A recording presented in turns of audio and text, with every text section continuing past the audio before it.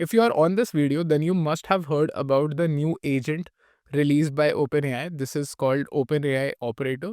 So what it does is that it takes control of your browser and it can do certain tasks for you. For example, it can book a trip for you using TripAdvisor. But this is restricted to pro users in US right now. So if you don't have the $200 plan, or if you don't stay in US, then this won't be available to you. In this video, I would be taking you through an open source alternative to Operator. This arguably has more success rate than OpenAI's Operator itself. So let's test this out. And all of this without writing a single line of code. So let's get into it. If I go on their website, I see that they have their entire repository on GitHub. When I go to GitHub, then I see that they have this repository which is quite popular. And within this repository, you will see that there is a link for testing out this entire library using a test UI that they created called Web UI. So in this video, I would be taking you through how you can use it yourself. So to start with, I will go to ChatGPT and I will create a PRD that I can feed to Cursor so that it can build the entire app or just install this library for me. So over here, I will copy paste the prompt that I have. You can also get it from the description of this video. So over here, I've mentioned some guidelines for creating this PRD. Apart from that, I've mentioned that we want to use Web UI while creating this. So I will copy this entire thing from here. I will paste it in ChatGPT O1. And apart from that, I will add some more context from the repository here. So I will go to Web UI's repository. I will copy this entire thing. It has details on how to install this, how to run this on your local system. So I will get the entire thing from here. I will add documentation for using Web UI, and then I will ask it to create a PRD for me. While it's doing that, we will just quickly open up a new Cursor window. So in this window, I will open up a new folder.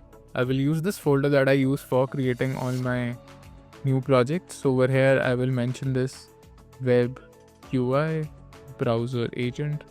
Will create this here, and within this folder I will create a new file. I will call it prd.md. Over here I will be pasting the entire PRD that ChatGPT generates for us. So I see that it has already started creating the entire implementation guide. So I will copy this entire PRD from here and I will get it and I will paste this within my prd.md file over here. I will add it here. I will remove some sections that are not required. So I see that the final parts around conclusion and change logs are not needed. I will just remove it from here. Then rest of the things looks fine. And within the step, it has not mentioned that we are using OpenAI. Over here, I see that it has not specified that which LLM we would be using. So I just mentioned that we are using OpenAI API key for now. And we would be using ChatGPT 4o for this. So with that being done, let's save this entire PRD and let's start executing on that. Take a quick pause here. Are you a founder who's looking to build their own app, but you don't want to pay an MVP agency $5,000 and learning coding is really overwhelming for you? I get your pain. I have something for you. I'm launching this new course that helps you build your own app on 48 hours by using just AI coding. In this, I would be telling you that how you can use tools like Cursor, Windsurf and Lovable for building your own app. I'm launching this course in the first week of February and you can check out all the details about it from the description below. Now back to the video. So I will open up a new Composer window here. I will select this mode to be agent and I will ask it to start executing the PRD. So I've written up a prompt over here where I'm asking it to start executing on the PRD.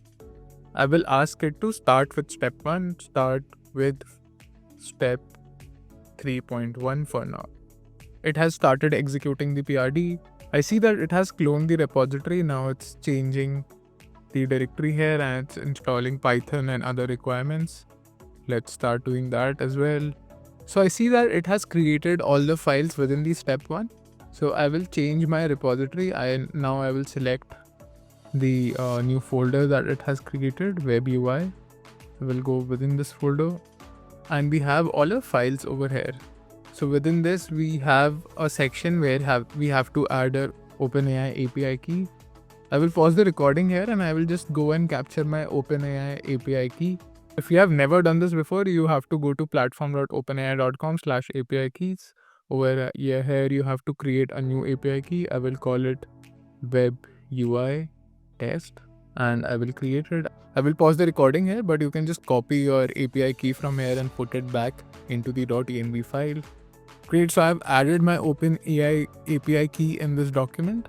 Now I will go back to my prd.md. So now we are through with step 3.1. I will just mark over here that this step is done. And let's move to 3.2. I will open up a new composer window. I will mention it here. Please go through the PRD and execute step 3.2. Let's select agent here and let's start running this.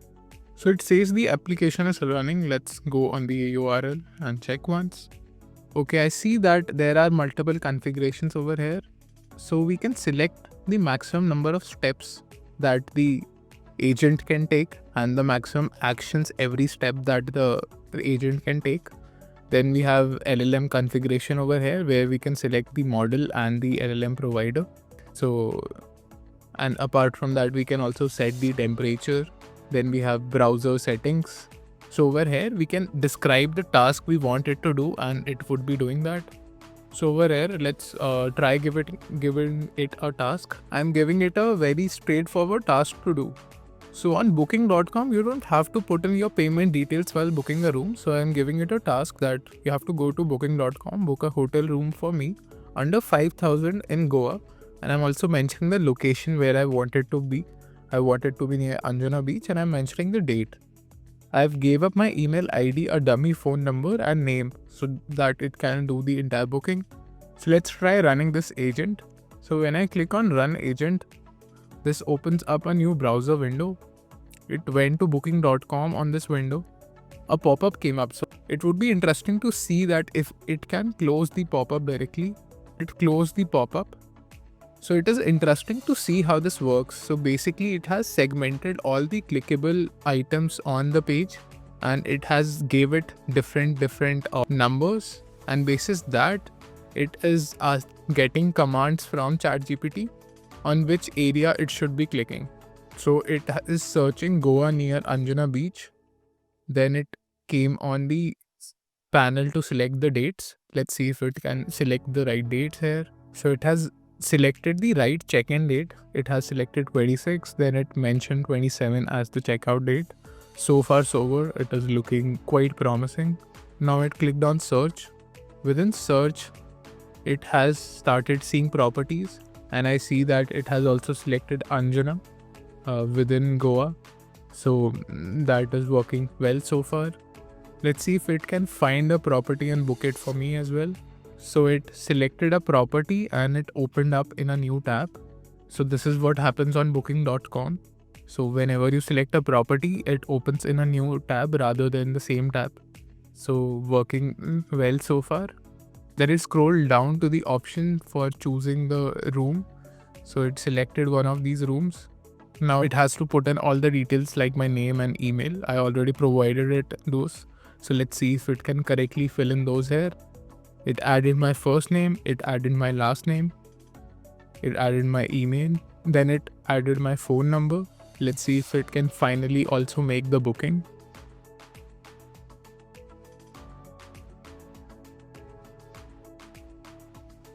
So the window closed up and it is showing me a final result that booking is confirmed at Anjuna Hideout on 26 January.